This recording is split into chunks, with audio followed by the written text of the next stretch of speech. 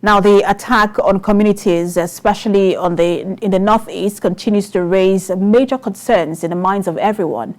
The abduction of the farmers in Kaduna State raises the question of the impact of these attacks on food security. And joining me now via Zoom to talk about food insecurity in the country is Azubike Nwokoye. He's a Food and Agricultural Program Coordinator, ActionAid Nigeria. Good to have you join us. Thank you, my pleasure. So I just want to take a quick figure by a latest report which says that 19.4 million Nigerians will face food insecurity by August this year.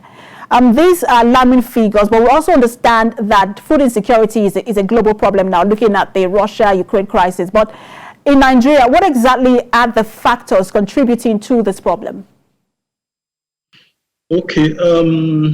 In the time past, majorly the challenges we are faced with as a country is usually that of drought,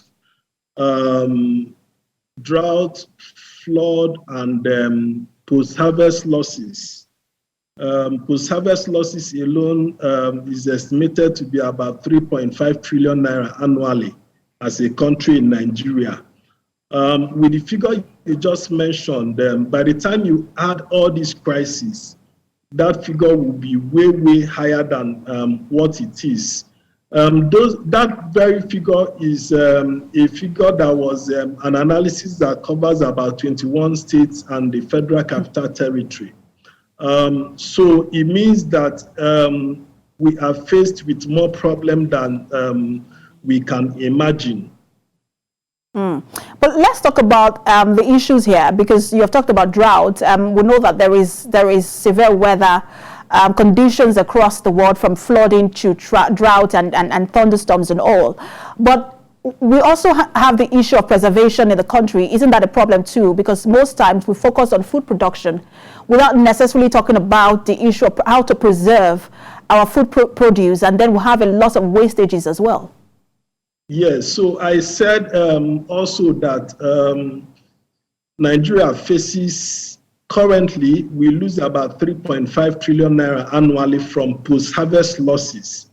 And from the data we gathered last year as ActionAid Nigeria, smallholder women farmers across 36 states and FCT have access to only 18% processing facilities and about 16.60% access to storage facilities, and in terms of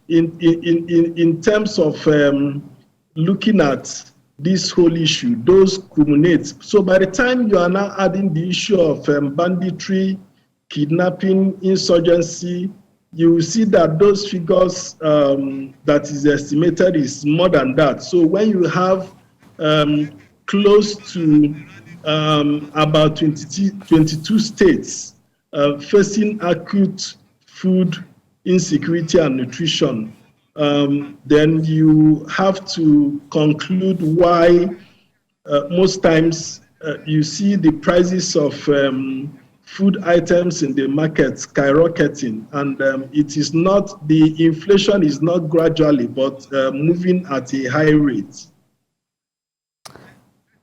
All right, so I just have to put you on hold, Doctor. Sorry, I just have to put you on hold for just a minute. We're talking about the food insecurity in the country. We're talking about preservation, and you have sort of talked about how that can be fixed.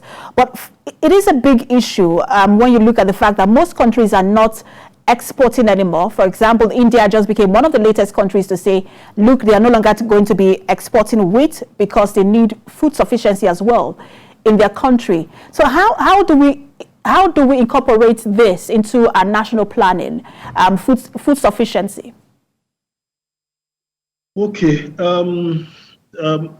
First of all, the advantage we have is that we can practically grow anything easily in Nigeria. All we need is political commitment and government matching their commitments with the right funding. So it is actually the right funding and investing in very vital and key areas of extension services access to credit. Currently, smallholder farmers, especially women across Nigeria, have access to less than 23% access to credit in terms of official credit from official channels, microfinance banks and commercial banks and CBN facilities, you know. So apart from that, Farmers Field School under extension is about 5-point-something% only, you know, and that is quite low in terms of supporting farmers to adopt productive practices that can increase their yield also. So government needs to do a lot of investment. First of all, many states are not attaining the Maputo Declaration, except about 1 or 2, which is close to about 9% this year. Federal government, the current budget is less than 2%. And most times across board, across many states, some are doing 5%. As at last year, Kaduna State was 4-point-something%. So across board, many state governments are doing less than 10%, some are doing 5%, some 3%, some even less than 1%. And even despite the low amount that is allocated, releases are a big challenge. Most times the state governors don't approve the releases. And you know, agriculture is timely. Releases has to be also on time, and it has to be total. So it is the right investments, investing in processing facilities also at the community level, cottage processing facilities to be precise, to save, if we can as a country across board, save more than 3.5 trillion alone from post-harvest losses. Absolutely. We'll be doing a lot, you know.